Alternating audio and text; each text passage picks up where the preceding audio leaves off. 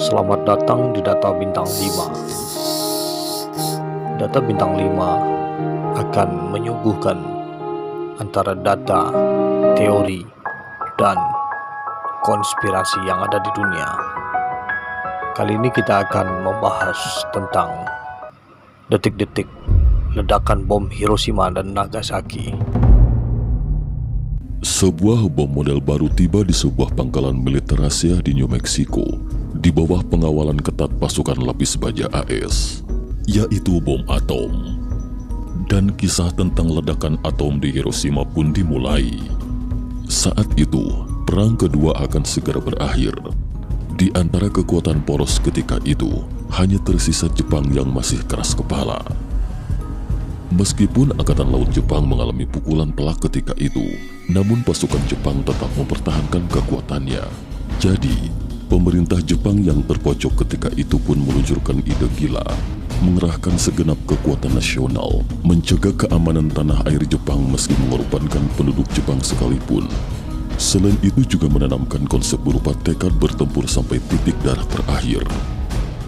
Di bawah pengaruh fanatik ini, kaum pria, wanita, dan anak-anak dari segala usia dimobilisasi untuk melawan militer AS. Lalu, bagaimana mengalahkan negara militeristik kejam ini secara efisien dan dengan korban yang rendah? Keberhasilan pengembangan senjata atom dalam proyek Manhattan ketika itu jelas merupakan solusi bagi militer AS untuk sepenuhnya menghancurkan Jepang. Tak lama kemudian, dalam deklarasi Potsdam pada 26 Juli 1945, Presiden Harry S. Truman mengultimatum Jepang untuk menyerah tanpa syarat dalam 3 hari. Sayangnya ultimatum ini dianggap oleh pemerintah Jepang sebagai simbol kelemahan pasukan sekutu. Beberapa hari kemudian, bom atom diangkut ke pangkalan Angkatan Udara AS. Komandan misi tersebut adalah Kolonel Powell, pilot berusia 29 tahun ketika itu. Sebuah jembatan berbentuk T di Hiroshima ditetapkan sebagai lokasi penjatuhan bom, dan misi tersebut direncanakan pada malam tanggal 5 Agustus 1945. Para prajurit di pangkalan diminta untuk merahasiakan misi ini. Tetapi pada pagi tanggal 5 Agustus 1945 ketika itu, terjadi insiden di pangkalan. Sebuah bom B-29 jatuh di landasan pacu dan pilotnya luka terbakar. Kecelakaan itu membuat Parsons khawatir, seorang ahli senjata yang juga berpartisipasi dalam misi tersebut. Dia pernah menyaksikan dahsyatnya ledakan atom di New Mexico. Untuk memastikan keamanan, Parsons memutuskan untuk membongkar bom terlebih dahulu, kemudian merakitnya di pesawat setelah pengebom meninggalkan pangkalan. Tindakan ini adalah langkah yang berisiko, karena sebelumnya dia tidak memahami struktur bom atom. Tapi dia menghabiskan sepanjang hari menghafal langkah-langkah pembongkaran bom. Malam itu, Komandan Paul Warfield Tibbets menata ulang tentang rencana pengeboman. Sebanyak 3 pesawat diberangkatkan, di antaranya adalah pesawat tempur nomor 1 Enola Gay yang namanya diambil dari ibu Paul Tibbets. Paul bertindak sebagai kapten, dan pesawat nomor 2 membawa peralatan rekaman, sementara pesawat nomor 3 bertanggung jawab mengambil gambar. Setelah mengatur segalanya, para kru meninggalkan ruang konferensi, tinggal menunggu nyala api di Hiroshima keesokannya. Tidak mengherankan jika Hiroshima dipilih sebagai target pengeboman. Sebagai salah satu kota utama di Jepang pada waktu itu, kota ini terus memasok senjata dan perlengkapan untuk tentara Jepang selama perang. Di sini adalah markas besar Angkatan Darat kedua dari pasukan pertahanan dalam negeri Jepang, dan divisi kelima dari Angkatan Darat Kekaisaran Jepang yang terkenal jahat juga ditempatkan di sini. Bahkan para dokter di Hiroshima diwajibkan belajar tata cara melakukan serangan bunuh diri, dan salah satu yang lolos dari kematian bom atom adalah Dr. Suntaro Hida. Dr. Suntaro awalnya tinggal di pusat kota Hiroshima, tetapi pada malam sebelum pengeboman, seorang petani dari pinggiran kota menemuinya dan memintanya melihat kondisi putrinya yang sakit. Dr. Suntaro pun mengikuti dengan enggan petani itu keluar kota. Tapi siapa sangka, setitik kebaikannya ini ternyata menyelamatkan hidupnya. Saat dia ke pinggiran kota dengan sepeda petani, pasukan peluncur bom telah melakukan persiapan terakhir sebelum keberangkatan. Dokter memberikan sianida yang sangat beracun kepada para kru jika mereka gagal dalam misi. Tapi selain ahli senjata Parsons, tidak seorang pun yang menerimanya. Mereka yakin bahwa misi itu akan berhasil dan mereka akan menorehkan sendiri tanda istirahat atau tanda diam pada Jepang. Misi secara resmi dimulai pada pukul 2 pagi, tetapi upacara lepas landas dibuat seperti konferensi pers, sementara lensa kamera awak media terus membidik gambar Enola Gay. Gestur Paul melambaikan tangan kepada wartawan di kabin juga dipoto sebagai isyarat, dan tantangan dalam misi tempur yang sebenarnya pun akan segera tiba, karena Paul yang membawa atom yang lebih berat membutuhkan kecepatan awal yang lebih tinggi untuk lepas landas. Tetapi pengalaman bertahun-tahun membantunya berhasil melewati tantangan, dan berikutnya yang harus dilakukan di pesawat adalah merakit bom atom pada kondisi semula. Sebelumnya, Parsons telah mencatat dalam buku setiap langkah-langkah pemasangan bom secara detail. Dia merakit bom sesuai dengan catatannya untuk memastikan tidak ada satupun yang salah. 2 jam kemudian, ketiga pesawat itu beraksi. Saat itu jarak mereka masih 3 jam dalam penerbangan ke Hiroshima. Matahari yang terbit di ujung langit itu adalah pagi yang indah bagi para kru. Pada pagi yang indah ini, Parsons menyelesaikan langkah terakhir pemasangan bom atom. Dia melepas 3 tombol hijau pada bom atom dan menggantinya dengan 3 tombol merah. Dengan demikian, bom akan meledak secara semestinya. Setelah semuanya siap, suasana di kabin menjadi sibuk sekaligus santai. Para kru mengadakan rapat pembuka, kemudian memakai kacamata pelindung dan memasuki jalur pengeboman. Mereka mencapai langit Hiroshima dengan lancar, tanpa menghadapi ancaman sedikit pun dari tembakan anti pesawat selama proses penerbangan. Sementara penduduk Hiroshima di bawah naungan pesawat nomor 1 Enola Gay tetap beraktivitas seperti biasa. Mereka telah tahu peringatan pertahanan udara 10 menit sebelumnya, tapi itu hanya pesawat pengintai. Kali ini mereka juga merasakan hal yang sama, hingga pesawat itu perlahan-lahan menjatuhkan bom. Ketika bom meninggalkan pesawat, Dr. Suntaro sedang menyuntik gadis kecil yang sakit itu. Sementara itu awak Enola Gay dengan tegang menatap stopwatch menuju 45 detik dari jatuh hingga meledak di pusat kota. Bagi mereka, ini adalah penantian yang cukup panjang. 43 detik setelah bom dijatuhkan, sumbu jarak menyalakan bahan peledak, dan ketika gelombang kejut menembakkan peluru uranium hingga mencapai masa kritis, uranium pun mulai bereaksi dengan keras. Seberkas cahaya yang lebih terang dan menyilaukan dari matahari pun seketika muncul di atas jembatan terbentuk T di Hiroshima. Cahaya kuat ini berasal dari bola api dengan diameter 300 meter. Setelah cahaya yang kuat berlalu, nyala api dan gelombang kejut mulai menyebar dengan cepat. Tubuh manusia dan bangunan kayu di dekat pusat ledakan bom langsung menguap pada suhu lebih dari 4000 derajat Celcius. Ketika ledakan atom menyebar hingga radius 1 km, suhu turun secara signifikan, sedangkan orang-orang yang terpapar di luar ruangan akan menjadi mayat hangus terbakar di bawah efek badai api dan radiasi termal.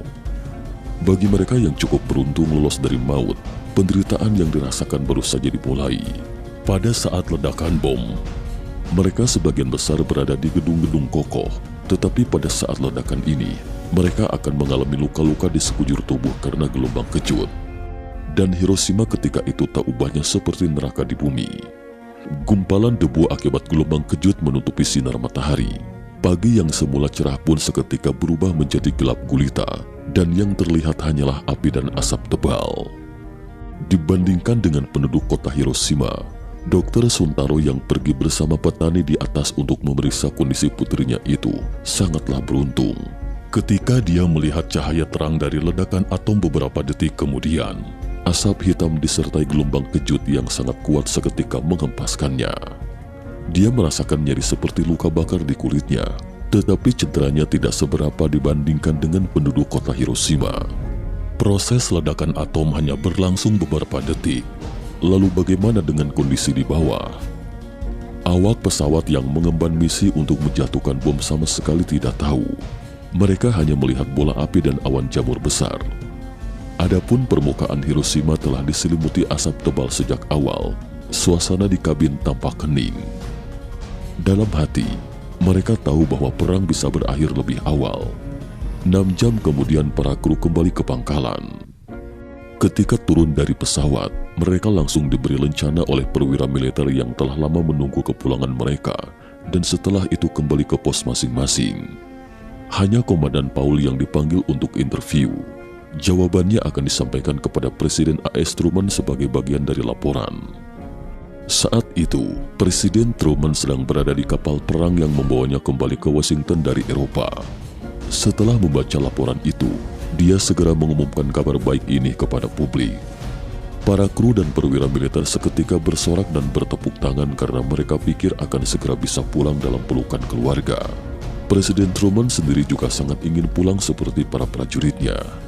Truman berpikir bahwa bertekuk lututnya Jepang sudah dekat. Tidak lama kemudian, Presiden Truman mengeluarkan pernyataan yang mengatakan bahwa jika Jepang menolak untuk menyerah, maka akan mendapat pukulan yang lebih brutal. Namun pemerintah Jepang ketika itu seakan masih berhayal. Mereka secara naif percaya bahwa Amerika Serikat tidak akan mampu membuat bom atom kedua dalam waktu singkat. Wali kota Hiroshima sore itu mengumumkan, meminta rakyat Jepang untuk tetap mempertahankan semangat juangnya, tidak takut akan jatuhnya korban, dan bertempur dengan teguh sampai titik darah terakhir. Pada 7 Agustus 1945, atau hari kedua pasca ledakan atom, pasukan di sekitar Hiroshima diterjunkan untuk memberikan bantuan penyelamatan. Tetapi selain korban luka-luka yang tak terhitung jumlahnya, mereka hampir tidak dapat menemukan persediaan medis. Selain sarana kesehatan, sumber makanan dan air pun semakin langka. Para korban luka-luka berkerumun untuk minum air di salah satu dari sedikit kolam yang berisi mayat korban tewas lainnya. Segera setelah itu, hujan hitam tiba-tiba turun dari langit yang gelap. Ini membuat para korban selamat merasa lega dari rasa haus mereka. Tetapi yang tidak mereka ketahui adalah bahwa tetesan air hujan ini bercampur dengan banyak debu radiasi. Banyak korban yang keracunan setelah minum air hujan ini. Sebaliknya, politisi Jepang masih segar bugar dan sehat. Menurut mereka, bahwa penghancuran Hiroshima hanyalah bagian dari perang. Jika ingin memenangkan perang, maka harus mengorbankan kota dan nyawa penduduk sebagai harganya. Jadi mereka tidak berencana akan menyerah. Jadi 3 hari kemudian pesawat lain dengan bom atom lepas landas. Para kru awalnya berencana untuk menjatuhkan hulu ledak atom di kota Kokura. Tetapi karena terhalang awan, mereka akhirnya menjatuhkan bom atom ke sebuah lembah dekat Nagasaki. Daya ledak bom atom ini banyak diserap oleh lembah. Tetapi meskipun demikian, tetap saja menyebabkan 50.000 orang tewas mengenaskan. Dewan Penasehat Militer Jepang mengadakan pertemuan hari itu. Mereka akhirnya menyadari kenyataan. Pada tanggal 15 Agustus 1945, Jepang secara resmi menyerah dan perang berakhir. Rakyat Amerika Serikat dan Jepang akhirnya tidak perlu lagi menumpahkan darah untuk perang. Namun dampak ledakan atom masih jauh dari kata selesai. Tak lama setelah itu, penyakit aneh pun mulai muncul di antara korban luka-luka di Hiroshima. Tubuh mereka bernanah, rambut dan gigi mereka rontok. Jaringan mereka seolah-olah runtuh dengan sendirinya, dan kebanyakan dari mereka adalah orang-orang yang pernah minum air hujan hitam sebelumnya. Karena pengalaman nyata seperti itulah, orang-orang di seluruh dunia baru sepenuhnya menyadari dampak akibat kekuatan ledakan atom, yang tidak hanya dapat menghancurkan kota dalam skala besar, tetapi radiasi yang menyertainya bahkan dapat menghancurkan kromosom dalam sel, menyebabkan orang yang terinfeksi tersiksa dan perlahan-lahan menuju kematian. Kematian seperti ini jelas jauh lebih tragis daripada mereka yang mati di tempat. Inilah salah satu alasan mengapa Jepang masih dihantui oleh ledakan atom. Meskipun Hiroshima dan Nagasaki telah dibangun kembali, namun di hati orang Jepang, kota-kota ini akan selalu menjadi bukti kekalahan mereka. Mereka semua adalah korban perang yang kalah. Sementara di mata orang Amerika, bom atom adalah kejahatan yang diperlukan. Seperti yang dikatakan wali kota Hiroshima ketika itu, korban sipil adalah harga dari perang. Jadi orang Jepang yang tewas dalam ledakan atom mungkin merupakan harga perdamaian. Tentu saja, kita juga tidak menyangkal ketidakbersalahan orang-orang Jepang yang menjadi korban.